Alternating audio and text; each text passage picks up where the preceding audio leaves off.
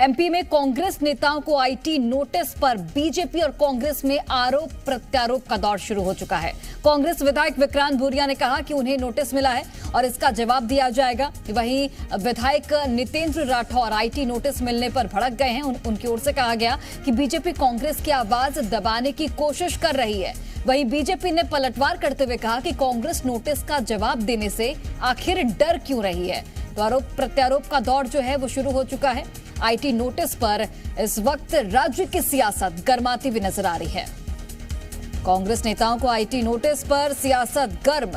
BJP Congress के नेता एक दूसरे पर आरोप लगाते हुए दिख रहे हैं।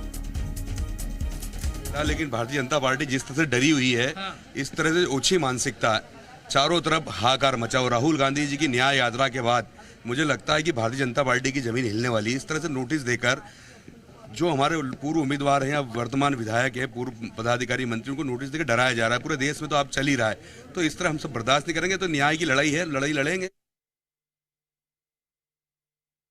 पीएम साहब से नर्मदा के लिए पानी का आग्रह करा था, जल का आग्रह करा था, और शाम आते आते आयकर विभाग का नोटिस समन हमें थमा दिया गया।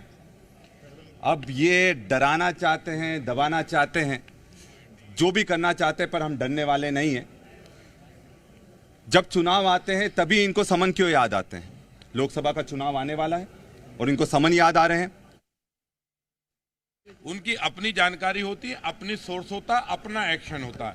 ना वो पूछते हैं ना हमको समझते हैं। उनका अपना दायित्व है, निर्वाचन आयोग अपना दायित्व निर्वाह करता है, आयकर विभाग अपना दायित्व निर्वाह करता है, जितनी भी है न्यायपालिका अपना न्याय दायित्व करता है। सब हमसे नहीं चलते। कांग्रेस चलाती होगी, लेकिन हमारे सरकार में सब स्वतंत्र है।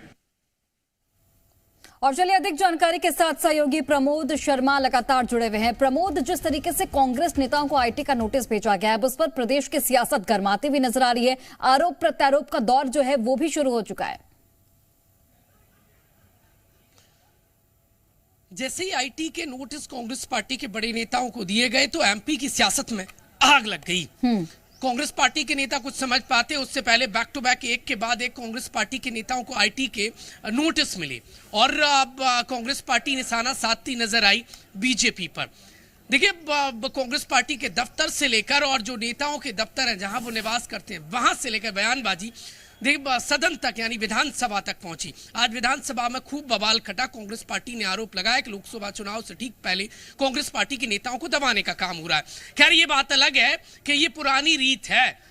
किसकी? सियासी रीत है। जो देखिए सत्ता में रहता है उस पर आरोप लगते हैं कि आईटी कंपनियों के उपयोग करने की। कुछ दिन पहले आपको याद होगा, मैंने जयभान सिंह पवैया का इंटरव्यू किया था, तो उन्होंने कहा था कि वो राम मंदिर आंदोलन में हिस्सा रही थी, और जब बाबरी देखिए ढांचे को गिराया गया तो सीबीआई एक ईंट ढूंढ रही थी।